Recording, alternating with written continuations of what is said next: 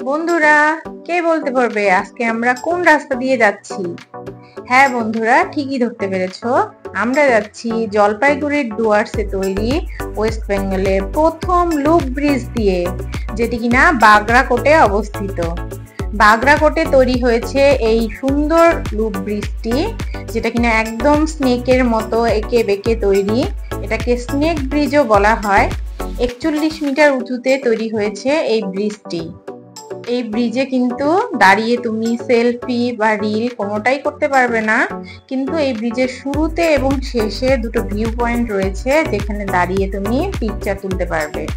আমি পুরো ব্রিজটাই ভিডিও করছি, তাই তোমরা দেখতেই পাচ্ছ ভিউটা কি ভালো লাগছে। আর আকাশটাও আজকে খুবই পরিষ্কার, খুবই ভালো লাগছে দেখতে। অনেক মুভি সিরিয়ালে দেখেছি বিদেশের রাস্তাগুলো এত সুন্দর হয়। আমাদের এখানেও যে এরকম একটা রাস্তা তৈরি হয়েছে, এটা কিন্তু আমাদের জন্য একটা খুবই গর্বের বিষয়। দেখো ভেতর দিয়ে আসছি, কি ভালো লাগছে ব্রিজটা দেখতে। আমার তো দারুণ এক্সপিরিয়েন্স হলো। তোমরাও যাও ব্রিজটা দিয়ে এবং দেখে এসো। বাগরাকোটের ব্রিজ খুবই সুন্দর জায়গা।